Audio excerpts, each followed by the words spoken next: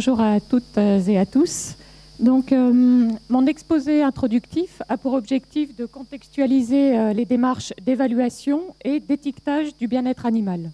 Il va s'appuyer sur des exemples anglais et allemands pour montrer les évolutions en cours, en particulier l'intégration dans les cahiers des charges d'indicateurs de résultats mesurés sur l'animal et l'évolution pour l'Allemagne vers un étiquetage du mode de production. Alors, si les préoccupations envers l'élevage de la société ne sont pas récentes, on observe ces dernières années une forte montée en puissance. Les travaux que nous avons menés, en particulier le projet de recherche ACCEPT sur la controverse autour de l'élevage, ont conduit à recenser ces très nombreux sujets qui font débat et à les classer en 4 grands registres d'incertitude qui sont l'impact de l'élevage sur l'environnement, la condition animale, le bien-être animal, l'impact de l'élevage sur la santé animale et humaine, et plus globalement l'organisation de l'élevage, c'est-à-dire le modèle d'élevage qui s'est imposé, plus concentré et intensif. L'élevage intensif est spécifiquement visé par ces débats, par cette controverse, car il cumule des désaccords éthiques sur la manière dont sont traités l'environnement, les animaux, les hommes, et économiques, dans le sens où l'éleveur doit baisser sans cesse son coût de revient, y compris en rémunérant mal son travail. Alors, pendant les dernières années, l'environnement était au cœur des préoccupations de la société et depuis quelques années, les préoccupations autour de l'élevage, bien qu'anciennes elles aussi, sont devenues centrales.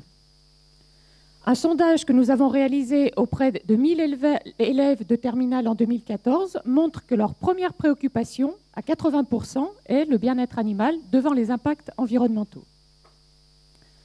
Alors, les questionnements autour du bien-être animal naissent en fait d'incertitudes, par exemple autour de sa définition. Qu'est-ce que le bien-être animal par rapport à la bientraitance, par rapport à la protection animale? Ses conditions. La controverse se joue autour d'un certain nombre de mots-clés, de pratiques-clés, comme l'accès à l'air libre, la densité, la durée de vie des animaux, la douleur. Sa mesure, comment évaluer le bien-être d'un animal par l'absence de douleur, de stress, de souffrance, par l'expression de ses comportements naturels. Les mesures réalisées sur l'animal donnent-elles des résultats cohérents avec les moyens engagés? Et enfin, des questionnements éthiques. L'élevage est-il compatible avec un état mental positif de l'animal et la satisfaction de ses attentes, pour reprendre la dernière définition du bien-être par l'ANSES? Alors, nos travaux ont aussi permis d'identifier différentes perceptions, conceptions du bien-être dans la société. Le bien-être animal défini par la liberté, liberté de mouvement, de choix, absence de contraintes physiques, accès au plein air, c'est une vision répandue dans la société. Nos concitoyens considèrent que l'élevage en bâtiment toute l'année est contraire au bien-être animal, selon eux, car il ne permet pas aux animaux d'exprimer des comportements naturels comme se déplacer, pâturer, retourner la terre. Et dans le sondage d'opinion que nous avons réalisé auprès de 2000 citoyens représentatifs de la population française, l'accès à l'air libre de tous les animaux est la première attente envers l'élevage. Deuxième conception, le bien-être défini par la naturalité de l'alimentation, de la lumière, de l'aération, l'expression de l'instinct naturel.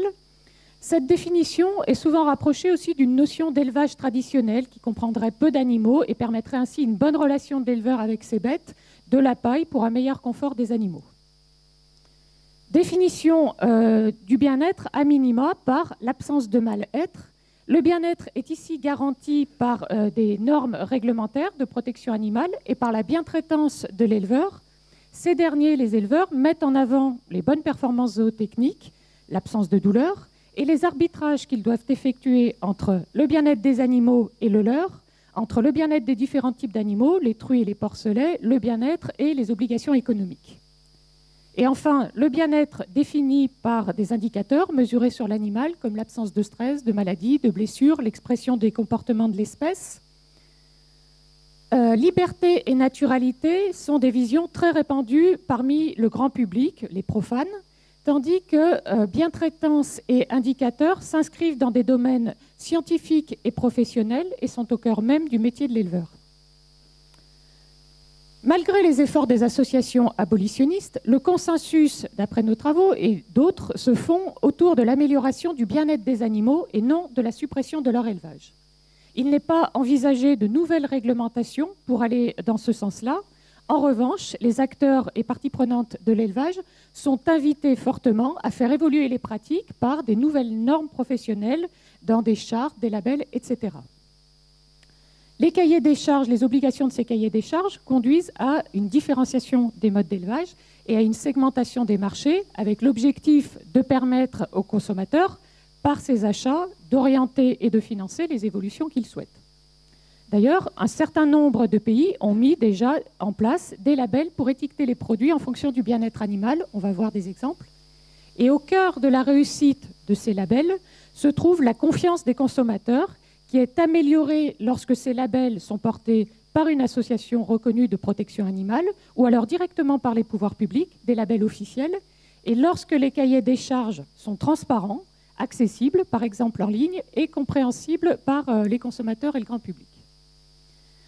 On a en Europe, justement, différentes stratégies de segmentation pour des raisons historiques. En France, vous le savez, la segmentation est ancienne et s'est structurée autour de signes officiels de qualité et d'origine, avec par exemple le label rouge depuis les années 60 et l'agriculture biologique depuis les années 80. La stratégie ici est plutôt celle des grands pas, avec des cahiers des charges qui peuvent être exigeants, et donc sur des petits volumes, 5% de la production porcine en France. Au Royaume-Uni, la segmentation de marché est aussi relativement ancienne et pour des raisons de sensibilité de la population, s'est structurée notamment autour de labels bien-être. Enfin, en Allemagne, au Danemark et aux Pays-Bas, de gros pays d'élevage très exportateurs, les marchés sont très standardisés, mais depuis une dizaine d'années, une segmentation s'est mise en place, là aussi sur le bien-être animal, sous la pression politique et sociétale, avec cette fois quand même une stratégie de petits pas de progrès pour atteindre des gros volumes de production. L'idée, c'est d'occuper l'espace entre la production standard réglementaire et la production biologique avec des labels à différents niveaux d'exigence. Et pour les filières, c'est aussi d'essayer de monter le niveau de la production standard avec des initiatives de filières comme le Poulet de demain aux Pays-Bas ou l'initiative Tierwohl en Allemagne. Alors prenons le cas du Royaume-Uni. En 1994, la plus grosse association de protection animale du pays, la RSCPA, a créé le schéma d'assurance bien-être Freedom Food. Il garantit des normes de bien-être supérieures pour différents systèmes d'élevage en bâtiment, en plein air et en liberté sur parcours.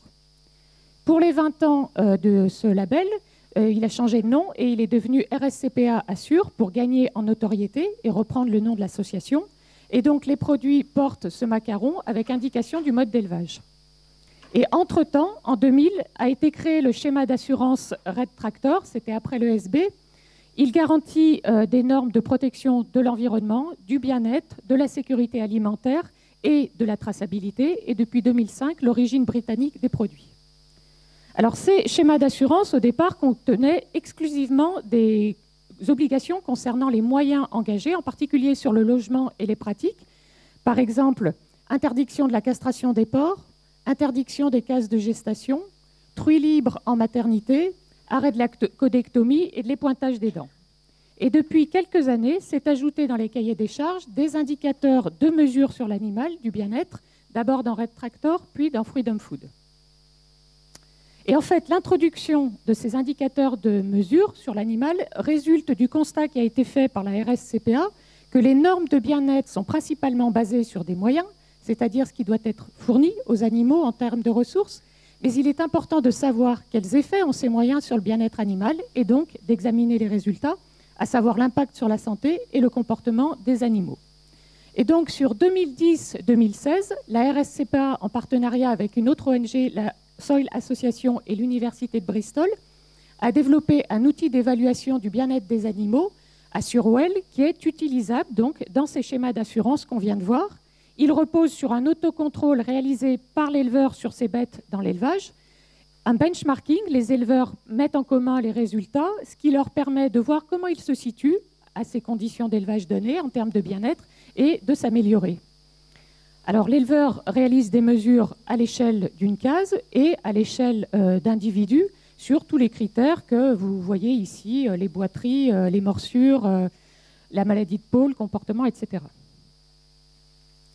En Allemagne, là, maintenant, on a différents schémas d'assurance. Ça s'est multiplié ces dernières années. Historiquement, les consommateurs qui voulaient des produits plus éthiques achetaient des produits Neuland. C'est un label qui a été créé par 3 ONG de protection des animaux, de protection de l'environnement et d'agriculture paysanne, et qui avait un seul cahier des charges très exigeant. Puis, sous la pression sociétale, l'ONG de protection animale Deutsche Tierschutzbund a créé en 2013 le label Für mehr Tierschutz, pour plus de protection animale, et qui là aussi a 2 niveaux, qui s'est inspiré de Beter Leven aux Pays-Bas, avec 2 niveaux quand même déjà assez exigeants, qui a fait qu'il est quand même très limité en termes de volume.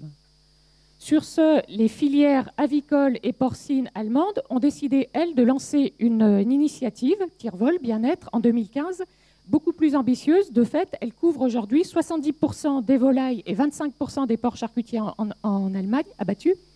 Et ce succès est dû au fait que les surcoûts sont financés par un prélèvement au stade du détail et que l'éleveur peut choisir les critères qu'il met en œuvre dans son élevage dans un catalogue de mesures.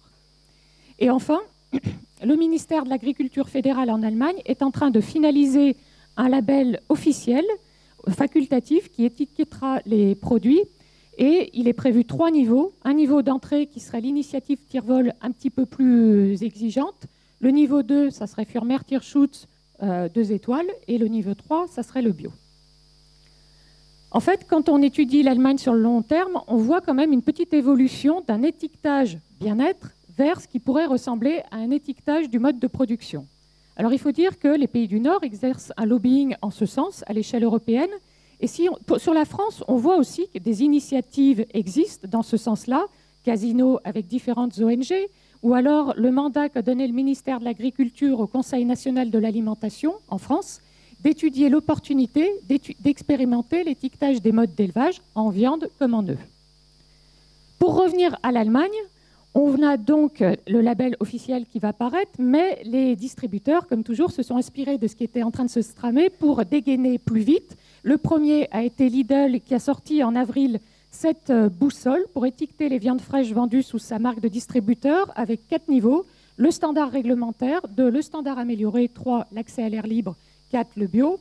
Et derrière, Netto a enchaîné, puis après, les autres discounters ont enchaîné avec le même système, 1, 2, 3, 4, un standard réglementaire, 2, initiative Tierwohl, 3, le label Für mehr Tierschutz et 4, le bio, avec dans les 2 cas la déclaration de l'intention d'arrêter d'ici 2-3 ans de commercialiser le niveau 1.